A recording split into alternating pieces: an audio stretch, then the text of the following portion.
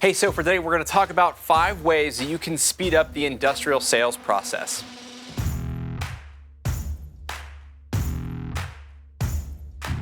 Welcome to IndustrialSage, a free video podcast series all about digital marketing for industrial manufacturers. Hear interviews with your peers and find out how they're solving the same challenges that you might be facing in your own field.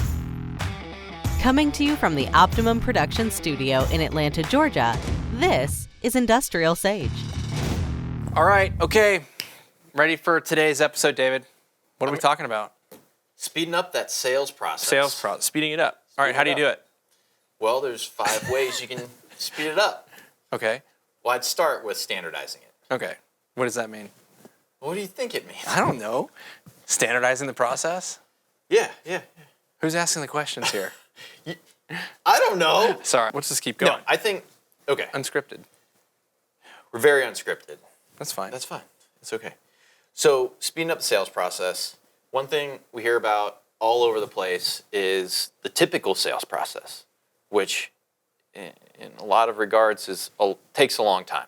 You're looking at 9 months, 12 months, 18 months. Yeah, it could be super long, yeah. Years. So if you were to be able to reduce that, say by a couple months, well, what does that mean to your cash flow? What does that mean to your organization's, state? That's where it's important. Mm-hmm. It's not just, I want to speed it up because I want to close the deal faster, but that overall impact to your organization, and that's why it's really mission critical. Yeah. So when we're looking at speeding up our sales process, it's creating that repeatable process. Mm-hmm. Things you can do 1,000 times versus 1,000 things you can do one time. Yeah, well, that's a good way of putting it. Let's standardize that follow-up process. Follow-up is huge. Yes. So you can have your a very interested lead, prospect come in, and they get that first phone call, and then they drop off the face of the earth. Yeah. Well, you've experienced it. Oh yeah. Life happens. Things get busy. Totally. Priorities within your organization change. So it doesn't mean they still don't need to find the solution to their problem, but now you just need to remind them that, hey, I'm still here. Yeah, exactly. Well, there's a stat in the real estate space that talks about, and don't quote me on it, but it's something like there's like an 80% chance that the first person to get back to you, if you're looking for a realtor, like you're likely to go with that person, just because they're providing that value, that information to you quickly, and it kind of helps to tee up the relationship. Yeah, exactly. I mean, we can list off some great stats, so I want to include some in the show notes because the data is there and available. Oh yeah, absolutely. But like you said, if you're going to be the fastest, the first person, I mean, people have things to do, and when you're the top of mind, when they're reaching out to you, that's when the person's going to be most receptive. Actually, that's a great point. Actually, to that point too, if you think about it, it was fast before. We wanted our information before, but now we are so predisposed to having it instantaneously. It's super critical that you have to be on top of your game and have to be getting back like clockwork. Yeah, exactly. So, I mean, I'm going to look up the stats right now while you keep talking. All right, I'll keep talking. Because I want to know the answer. Okay. Well, not really, but all right. I want to know it now. Can we not wait until? All right, never mind. We'll do it afterwards. All right. But let's dive into the first one. So, video content. Everybody loves video. I love It's the video. most engaging form of media. Yes. That's why we use video. Yep. Use audio. Creating graphics. It's all the above, but video by far most engaging. Absolutely. So, it's not just a video about, hey, we're so great. We're amazing. Right, yeah. This is why everybody loves us. Yep. Okay? It's educational. Mm-hmm. It's content that's providing value or educating them on how your product or service can provide that solution to their problem. Yeah. So those are the types of videos that you want to send in that email follow-up. Mm-hmm. Yep. Absolutely. Okay. Next, case studies. Gotta love those case studies. So it's one thing, like we said, we have those videos where people are just talking about their product, their service, how great it is. Right. Well, proof is in the pudding. Yeah, exactly. Is there a customer of yours that has seen that realization within their organization of your solution and have implemented it and it's working? Yeah. Showcase that. Right. I mean, It's because it's a million times better from somebody else coming in and saying, "Man, these guys are awesome," versus we're awesome. That's just the positioning. Yeah, it's that third party type Right. of element where, you know, the customer of yours that's in that case study doesn't really get anything out of it per se. Yeah. You know, they might be mentioned to get a free video out of it, which is great. Mm-hmm. But at the same time, it's not like they're thinking, what's in it This for is me? going to help us. Yeah. So, Right. Yeah, It's kind of a thank you, Yeah. like, hey, you guys did a great job. Right. We appreciate it. Yeah. You know, so I kind of liken it to, you know, like, I don't know if you use TripAdvisor a lot or whatever. Sometimes I sometimes can get into a little bit of paralysis analysis when I'm looking for restaurants to go to. But, you know, I think a lot of people, you go and you look at those reviews, and it's kind of that experience from that B2B piece. It's like, let's see reviews. Like, how have this worked for other people, and have they had success with it? yeah, and especially if it's exactly the same solution that they're trying to purchase. Right. Yeah. So if it's directly related, then it's like, oh, this organization had that problem and you solved it. Oh, wonderful. Yeah. You know, I mean, you'd be foolish not to choose that option. Or at least to a degree. evaluate it strongly, right? Exactly. Or shortlist it, yeah. Yep, shortlisted is great. So next is sending blog articles. So maybe you can't do video. Yeah. That's okay. You typically have some very, what do we want to call, experts in your industry about the solution that you guys are providing. Yeah, yeah. You know, they're the experts. Yep. Interview them. Yep. Get them, ask them a question, have them answer it, turn it into, you know, human speak versus engineer speak, Yeah. or something, and get that on your website. Yeah. Because that's going to be providing information and value and education, Yeah. and it works 24/7, 365. Yeah, absolutely. But yeah, then you can, when your sales team can listen to a prospect and they say, "Oh, I'm having this problem," that's a great follow-up. Oh, It's absolutely. like, here, read this article. This is gonna help walk you through these different steps. Yeah.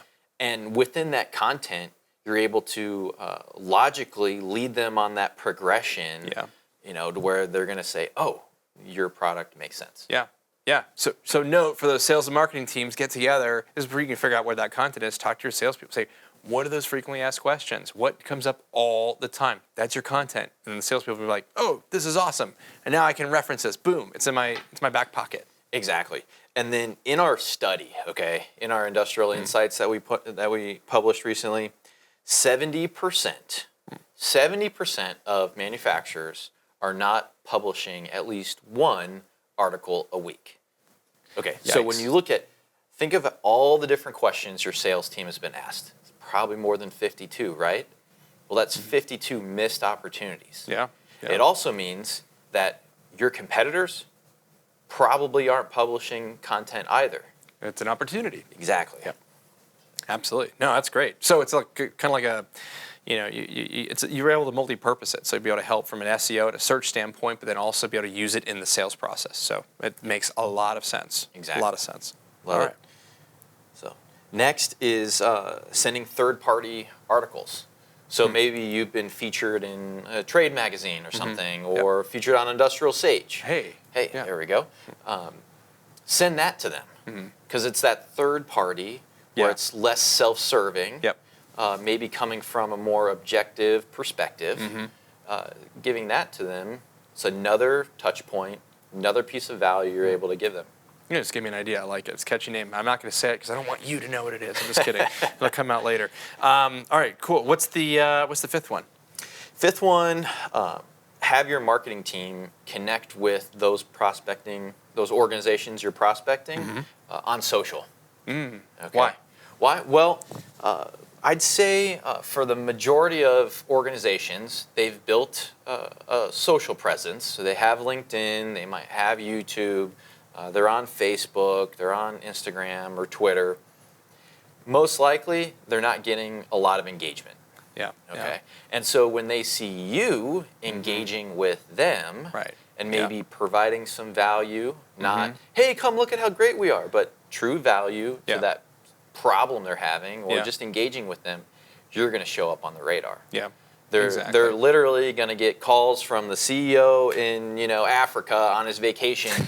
What in the world is going on with our social? It's going to happen. That was true story, by the way. True story. So, yeah. No, it makes a lot of sense. Because it's share the love, even help them solve their problem. Like you said, they want attention. They're on social media. Go share their stuff. Like, comment. Don't be self-serving. But contribute to it. Yeah, absolutely. So it's being self-serving without being self-serving. Yeah. If that makes any sense. That makes a lot of sense. Well, provide value first, right? Yeah. That's really, I think, where it comes down to. So this is great. So, all right, to recap, we've got the 5 different ways. One was using video. Video. So send video. Oh, first, standardize your process. Yes. Right. So do one thing 1,000 times. Yeah. Okay. I'm gonna remember who said it. I don't know if it was Jackie Chan. No, it was the other guy. Jet Li. Jet Li. Okay. Jet Li. All right.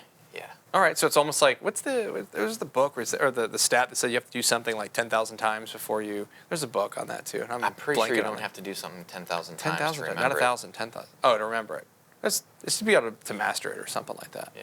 21 times. No. 10,000 hour rule. That's what it was. Oh, something okay. like that. I don't know. Either way. Okay. Standardize it. Standard. But yes. All right. Then the next piece is videos. Video. Use videos to and to share those and send those out because they're engaging. Yep. Number 2, read. Case studies. Oh yeah, those are good. Yeah, Yep. and those could be like white paper documents or video content or what have you, right? Yep. Okay. Number 3, blog articles. Blog articles. Third-party articles from other media companies, and last one is have your marketing team connect with them on social and be helpful. Yeah. All right, that's it. Those are some great ways. Those are some really great ways of being able to do that. So you're going to engage. Yeah. You're going to shorten that cycle. Yeah. Because you're going to be helpful. You're going to help them solve their problem faster. Yeah. I mean, that can have a significant impact on their organization. Yeah. So we had Corey. So we had Corey. Oh, yeah. Corey Fleming's from JBT, Mm-hmm. and he was talking about trying to sell in a solution. Yeah. But usually they're just looking at, well, how long is it going to take for us to get the ROI? Right. Yeah. From when the implementation starts. Right. But think about all that time that's being spent Yeah. making the decision. Right. And that monetary impact. Well, it's for that- huge, yeah. that Because prospect. it's not like a let me go scroll on a list and check a box and hit buy. It's you have a whole process and spec. You do all this stuff. Yeah. So, great So, insights. Awesome. Well, cool. All right. Well, thanks again. Yeah, loving it. Good episode. All right. Okay. So another great episode here with Industrial Sage. These 5 tactics, 5 things that you can do to really help to shorten that sales cycle with your industrial sales. So, hey, listen, I hope you liked it. If you've got another one that we missed and you said, no, oh man, you guys got to put this one, hey, comment, put a note there, send us a note, and we'll include it. Jump in the conversation on social media. Listen, if you're not on our email list, you need to get on it. Post-haste, industrialsage.com. And you can subscribe because we got really cool stuff coming down the pipes continuously. We got manufacturing news. We got the executive series. We have the podcast, the Agency Success podcast. Probably butchered that, but it's okay. But it's there. You just go to the website. You can check it all out. And we've got more coming. So that's it. That's all I got for you today. I'll be back next week. Thanks. I'm Danny, and goodbye.